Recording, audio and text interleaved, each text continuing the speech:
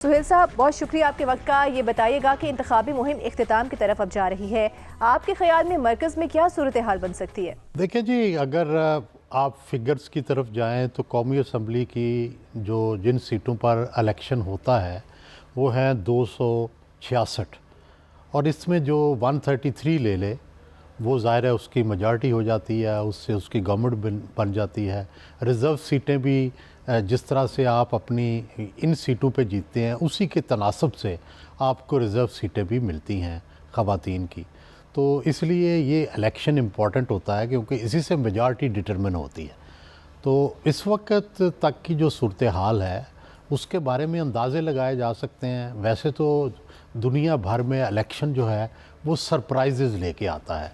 बड़े बड़े बुर्ज जो हैं वो उलट जाते हैं, और बड़े बड़े जिनके बारे में लोगों को यकीन होता है कि ये नहीं हारेगा वो भी हार जाते हैं। हमने माजी के इलेक्शनों में देखा बड़े बड़े बुर्ज उल्टे, बड़े बड़े ऐसे लोग जो इतने मारूफ नहीं थे वो जीत गए।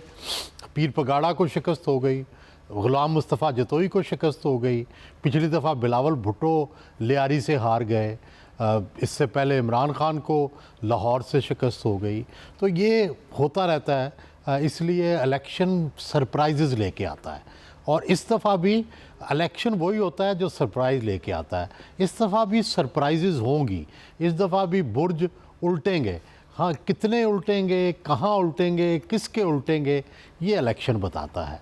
तो बुनियादी तौर पर अगर अंदाज़ा लगाया जाए, बुनियादी तौर पर दुनिया भर में तो स्नैप पोल होते हैं, बड़ी साइंटिफिकली जो है वो डिटरमिन किया जाता है, लेकिन फिर भी उसमें गलती की गुंजाइश होती है और गुंजाइश निकल आती है। हमने देखा कि माजी में ऐसी गलतियां अमेरिका के इंतखाबात में जो अंदाज़े लगाए गए थे वो गलत साबित हुए।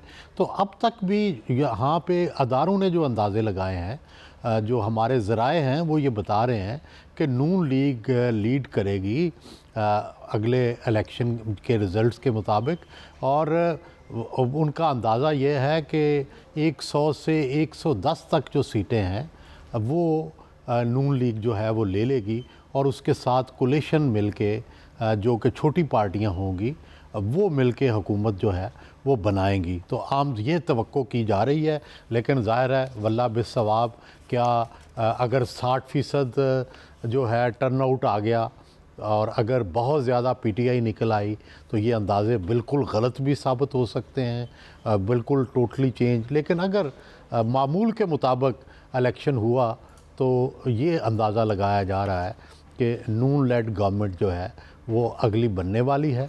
अब उसके बाद हम देखते हैं बाकी जगह क्या होता है। सुहेल साहब, अब पंजाब की बात करें तो यहाँ मुस्लिम लीग नून की पोजीशन मजबूत नज़र आ रही है इस दफ़ा। तो पंजाब में इलेक्शन के बाद का मंजरनामा क्या होगा? देखिए जी, जो पंजाब है इस वक्त यहीं पर असल टसल या असल पॉलिटिक्स या वज़ीर आज़म का फ़ैसला होना है, किस पार्टी ने रूल करना है इसका फ़ैसला होना है। और अगर पंजाब के इलेक्शन का एक लफ्ज़ में उसको ट्रांसलेट करना हो या बयान करना हो तो वो ये है कि ये इलेक्शन हो रहा है प्रो नून या एंटी नून, या प्रो पीटीआई या एंटी पीटीआई। तो इस इलेक्शन में बाकी जो सारे फैक्टर हैं पंजाब में वो नज़र नहीं आते, इसीलिए पीपल्स पार्टी बहुत मेहनत करने के बावजूद भी वो मकाम नहीं बना सकेगी जो उसको मिलना चाहिए, क्योंकि लॉक्ड हैं लोग। जो वोटर है वो इन्हीं दो ग्रोहों के अंदर फंसा हुआ है, या वो पीटीआई का हामी है या पीटीआई का मुखालिफ है, या मुस्लिम लीग नून का हामी है या मुस्लिम लीग नून का मुखालिफ है। इसलिए वोटिंग ट्रेंड जो है वो यही रहेगा कि पंजाब के अंदर कि या एंटी पीटीआई वोट पड़ेगा या प्रो पीटीआई या प्रो पीएमएलएन या एंटी पीएमएलएन। अब अगर पंजाब के अंदर हम डीप चले जाएं, पंजाब के अंदर जो है वो 9 डिवीज़न हैं और रीजन्स 3 हैं। एक को हम कहते हैं नादरन रीजन, ठीक है, जो कि अटक से शुरू हो के आगे तक जाता है, फिर एक सेंट्रल पंजाब है और फिर एक साउथ पंजाब है। और सबसे ज़्यादा सीटें जो हैं वो सबसे ज़्यादा सीटें सेंट्रल पंजाब के पास हैं और बाकी जो हैं वो सीटें तकसीम हैं। अब फ़र्ज़ कर लें हम सेंट्रल पंजाब जो है अगर उसको देखें तो सेंट्रल पंजाब में 5 डिवीज़न है, जिसमें लाहौर, फैसलाबाद, गुजरांवाला, सरगोदा और साहिवाल हैं। और इसके जो अज़ला हैं 21 अज़ला हैं, लाहौर, शेखुपुरा, कसूर, ननकाना साहब, फैसलाबाद, जंग, टोबा टेक सिंह, चन्योट, सरगोदा, मियाँ वाली। कुशाब भी होना चाहिए, भक्खर, गुजरांवाला, गुजरात, वज़ीराबाद, सियालकोट, नारोवाल, मंडी बहावलदीन, हाफजाबाद, उकाड़ा, पाकपतन, साहिवाल। कौमी नशिस्तें हैं 82 यहाँ पर, जिन पे जो फ़ैसला कुन हैं पंजाब की पॉलिटिकल सूरत हाल में, ये NA 62 से NA 143 तक जाती हैं।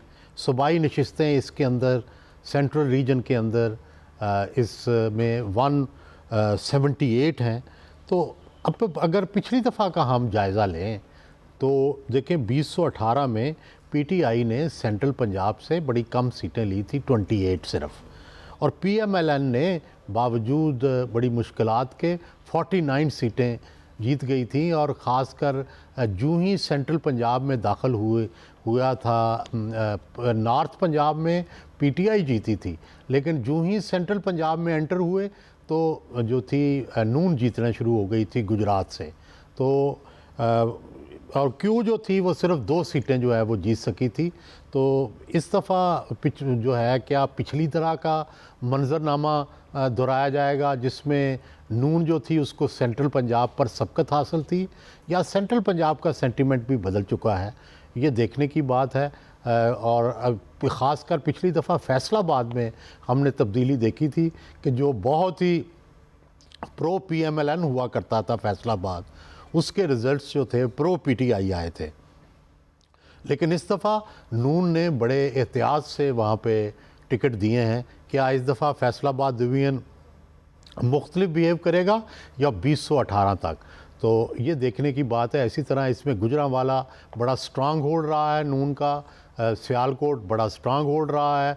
तो ये सारा जो है सेंट्रल पंजाब जो है ये देखने वाली चीज़ होगी। लाहौर के क्या रिज़ल्ट आते हैं, कुछ सीटों पे कहा जाता है नून मजबूत है, पहले ये कहा जा रहा था कि 8-6, अब क्या कहा जा रहा था कि नून को और कुछ ज़्यादा सीटें मिलने का इम्कान जो है वो बढ़ गया है लाहौर में। और देखना यह है कि फिर भी PTI तो कुछ सीटों पे 2013 में भी जीत गई थी, उस वक्त शफ़कत महमूद, अब उससे जो है वो बैरिस्टर साहब जो हैं वो खड़े हैं, सलमान अकरम राजा साहब, क्या वो दोबारा, ये सीट तो तकरीबन शोर समझी जाती है, लेकिन इस दफ़ा यहाँ से ओन चौधरी उन्हें चैलेंज कर रहे हैं। तो ये भी एक इंडिकेटर होगा लाहौर का कि इस सीट पे कौन जीतता है, उससे पता चलेगा कि कितनी हवा जो है वो PTI की चल रही है और कितनी नहीं। अब चलते हैं जनूबी पंजाब की तरफ। तो जनूबी पंजाब जो है इसमें 3 डिवीज़न है, मुल्तान, बहावलपुर और डेरा गाजी खान। और यहाँ के अज़ला 12 हैं, मुल्तान, खानेवाल, तौसा शरीफ, लोधरा, बिहाड़ी, कोट अद्दू, डेरा गाजी खान, मुजफ्फरगढ़, लिया, राजनपुर, बहावलपुर, बहावलनगर और रहीम यार खान। कौमी नशिस्तें 46 हैं। एक ज़माने में जो था साउथ पंजाब की 41 सीटें होती थीं, एक ज़माने में 49 भी रही हैं। अब ये NA 144 से 189 तक के जो कौमी हलके हैं उसमें है।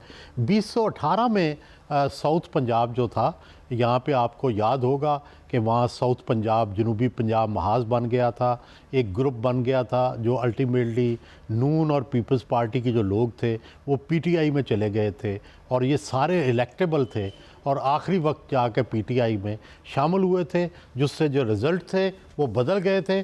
और पिछली दफ़ा 2018 में PTI ने 24 सीटें जो है वो साउथ पंजाब से ली थी, नून ने 11 सीटें ली थी और PP पार्टी जो थी उसने सिर्फ 5 सीटें हासिल की थी। आज़ाद भी 5 जीते थे जो बाद में सारे PTI में चले गए थे। तो क्या यही सूरत हाल इस दफ़ा नून को भी फ़ायदा देगी, क्योंकि इस दफ़ा जो इलेक्टेबल्स हैं बहुत सारे वो नून में चले गए हैं, या PTI का वोट बैंक इतना स्ट्रांग है कि वो उनकी इस तब्दीली को पसंद नहीं करेगा और स्टिक करेगा। तो जनूबी पंजाब का जो फैसला है, क्योंकि 41 सीट्स हैं, 46 सीट्स हैं, तो इसलिए ये भी बड़ी इम्पॉर्टेंट सीट्स हैं। इससे भी अंदाज़ा होगा कि किस तरफ पंजाब जो है वो जा रहा है। अब आ जाते हैं हम नॉर्थ रीजन को, या जिसको पोठोहार भी हम कहते हैं, और इसमें जो है एक डिवीज़न है, अजला हैं रावलपिंडी, जेलम, चकवाल, मरी, तलागंग और अटक। अब इसमें मरी और तलागंग नए अजला जो हैं ये बने हैं, और इसकी कौमी असम्बली की नशिस्तें 13 हैं, NA 49 से NA 61 तक। सूबाई असम्बली की नशिस्तें 26 हैं, PP 1 से PP 26 तक। तो यहाँ पे जो हल्का बंदियाँ नहीं हुई हैं, उससे सूबाई असम्बली की एक नशिस्त कम भी हो गई है। और 2018 में अगर आप यहाँ देखें तो बहुत हैरान कुन रिज़ल्ट आया था। माजी में ये जो नार्थर्न रीजन था, ये नून लीग का बड़ी देर गढ़ रहा है, और अगर आप उससे पहले चले जाएं 1970 का इलेक्शन देखें तो कि एक ज़माने में ये पीपल्स पार्टी का गढ़ होता था। और ये नादर्न रीजन वही है जहाँ से बहुत ज़्यादा लोग फ़ौज में जाते हैं, तो फ़ौज के असरात इन हलकों तक पड़ते हैं और इन हलकों के फ़ौज पर पड़ते हैं, तो इसलिए इस हलके के रिज़ल्ट्स भी बड़े हैं। पिछली दफ़ा यहाँ PTI ने आलमोस्ट स्वीप किया था। 2018 में PTI ने 9 सीटें हासिल की। PMLN जो यहाँ बहुत जीतती थी, सारी सीटें लेती थी, पीपल्स पार्टी एक आधी सीट लेती थी। PMLN को 0 सीट मिली, एक भी सीट नहीं मिली। पीपल्स पार्टी को राजा परवेज़ अशरफ वाली सिर्फ़ 1 सीट मिली, और अवामी मुस्लिम लीग, शेख रशीद, ये भी आप समझें कि PTI को ही सीट मिली थी रावलपिंडी से। तो 10 सीटें जो हैं वो मिली थी PTI को। अब देखना यह है कि क्या यही ट्रेंड जो है आज भी बाकी है, या नॉर्थ जो है वो भी इस दफ़ा चेंज हो जाएगा एस्टेब्लिशमेंट के रवैये से, क्योंकि एस्टेब्लिशमेंट के रवैये इस हलके पर असरअंदाज होते हैं, और इस हलके के रवैये एस्टेब्लिशमेंट पर बहुत ज़्यादा असरअंदाज होते हैं। अच्छा, पीपल्स पार्टी कराची समेत सिंध भर में बड़ी अक्सरियत का दावा करती नजर आ रही है। आपके तज्ज़िये के मुताबिक यहाँ कौन हुकूमत और कौन ऑपोजिशन में बैठेगा इस दफ़ा? देखिए जी, अगर सिंध की सीटें देखें तो कौमी असम्बली की 61 सीटें हैं, 61 सीटें हैं। कराची, हैदराबाद जो शहरी इलाके कहलाते हैं, ये यहाँ की 24 सीट्स हैं। अंदरून सिंध की 37 सीट्स हैं। और अगर पिछले इलेक्शन देखे जाएं 2018 के, तो MKM जो थी वो सिर्फ 6 सीटें ले सकी थी शहरी सिंध से। PTI जो थी उसने कमाल कर दिया था, 14 सीटें ली थी, सबको हैरान कर दिया था कराची में। MKM की सीटें भी वो ले गई थी। पीपल्स पार्टी जो थी वो शहरी सिंध से सिर्फ 4 सीटें ले सकी थी। और दही अगर देखा जाए, दही सिंध या अंदरून सिंध, तो उसमें पीपल्स पार्टी ने 32 सीटें जीती थी और सिंध में हुकूमत पिछली दफ़ा बनाई थी। इसी तरह GDA ने सिर्फ 2 सीटें ली थी, और PTI ने 1 सीट ली थी अंदरून सिंध, और इंडिपेंडेंट्स ने 2 सीटें ली थी। देखिए, इस दफ़ा जो जरदारी साहब की जो ये पॉलिसी है ना कि सबको अपने साथ मिला लो, अपनी अपोजिशन जो है उसको फ़ारग कर दो, तो उन्होंने यही किया है कि सिंध में कोई काबिल ज़िक्र ख़ानदान सवाए पीर पगाड़ा के और जतोइयों के कोई ऐसा रह नहीं गया जो पीपल्स पार्टी से में शामिल ना हो गया हो।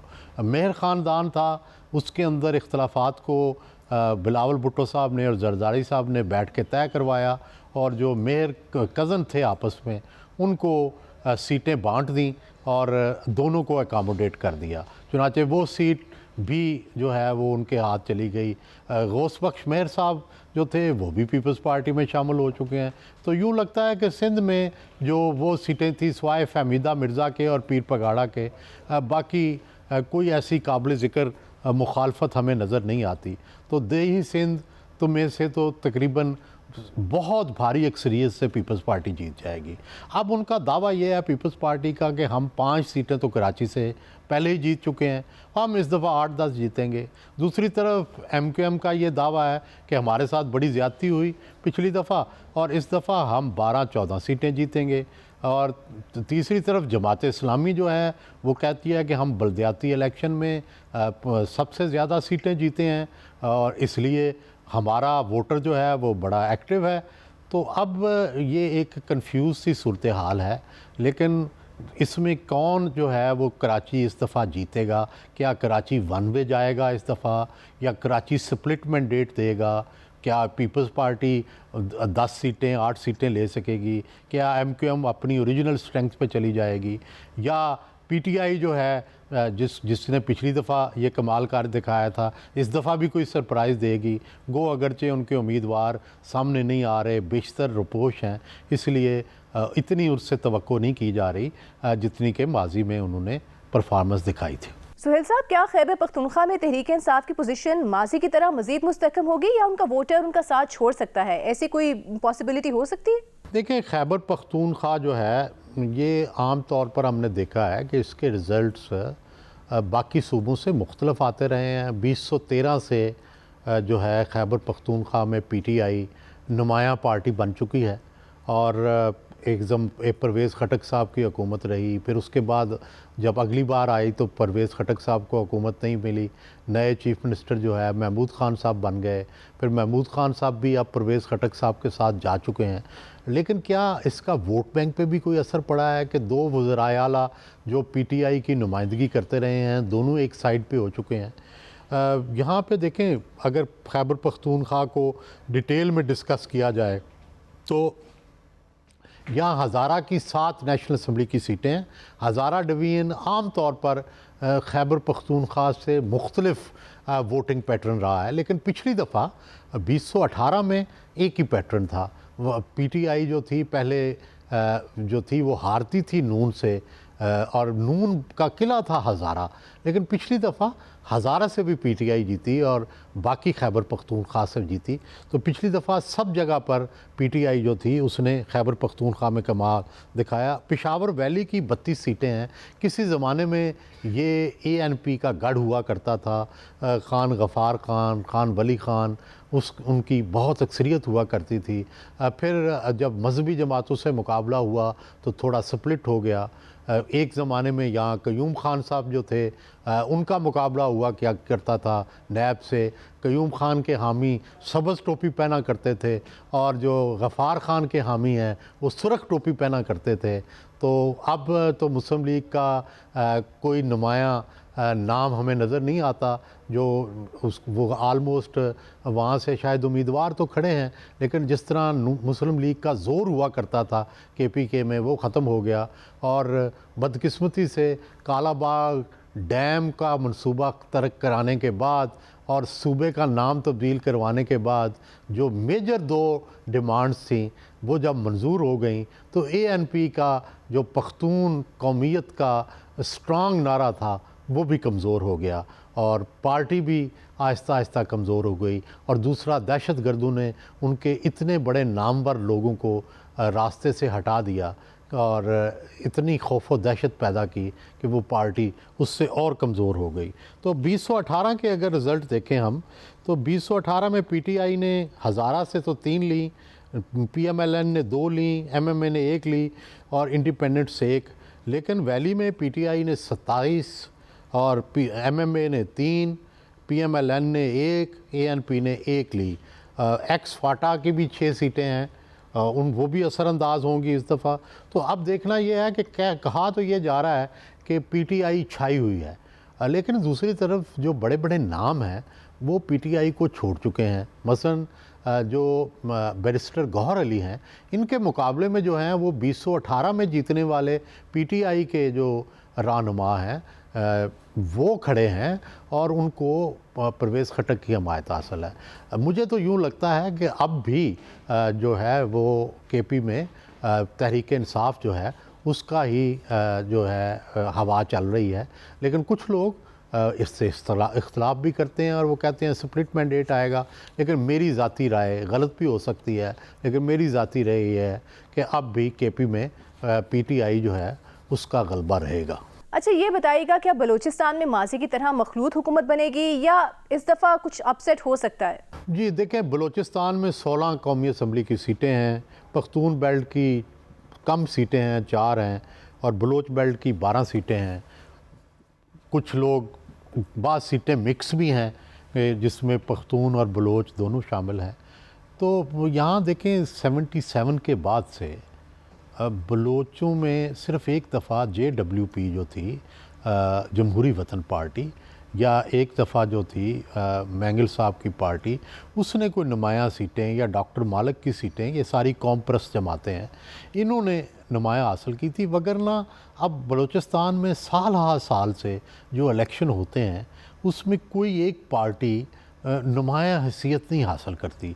स्प्लिट मैंडेट होता है कौमी असम्बली में भी और सूबाई असम्बली में भी। और जो बलूचिस्तान की जो गवर्नमेंट बनती है, काफ़ी अरसे से वो कोलिशन गवर्नमेंट्स बन रही हैं, और जिससे कोई डिसिप्लिन नहीं होता, इसीलिए तरक्याती काम जो हैं उनमें बहुत घपले होते हैं, और बलूचिस्तान की तरक्की भी उस तरह से नहीं हो रही।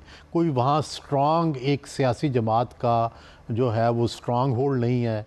किसी ज़माने में पीपल्स पार्टी होती थी, JUI कुछ नज़र आती है, लेकिन बाप जो है वो नई बनी, उन्होंने मुख्तलिफ़ लोगों को इकट्ठा किया। लेकिन जिस तरह से एक पूरे सूबे में कोई मकबूल पार्टी होती है वो हमें नज़र नहीं आती। अब भी वहाँ इलेक्टेबल्स हैं, अब भी वहाँ ट्राइबल चीफ़ हैं, उन्हीं के पास जो हैं वो सीटें हैं। और पिछली दफ़ा के अगर आप इलेक्शन को देखें तो 2018 में JUI ने 3 सीटें ली, बाप ने 1 सीट ली, और पख्तून बेल्ट के अंदर। तो पख्तून बेल्ट में भी JUI और बाप जो है इसका मुकाबला होगा। दूसरी तरफ बलोच बेल्ट में हम देखते हैं कि बड़ा ही स्प्लिट था। बाप ने 3 सीटें ले लीं, JUI ने F ने 2 सीटें ले लीं, BNP ने 3 सीटें ले लीं, PTI ने 2 सीटें ले लीं, जमहूरी वतन पार्टी ने 1 सीट ली और इंडिपेंडेंट ने 1 सीट ली। तो अब भी लगता है कि वहाँ पे बहुत ज़्यादा कोई सियासी असर व रसूख नहीं है सियासी जमातों का। सियासी जमातें भी इलेक्टेबल्स को इकट्ठी करके ही अपनी इलेक्शन कैंपेन चलाती हैं और उन्हीं के ज़रिए हुकूमत बनाती हैं। मुझे लगता है कि बलूचिस्तान की सूरत हाल में भी कोई तब्दीली आने का इम्कान नहीं है, अब भी उसी तरह का स्प्लिट मैंडेट ही होगा।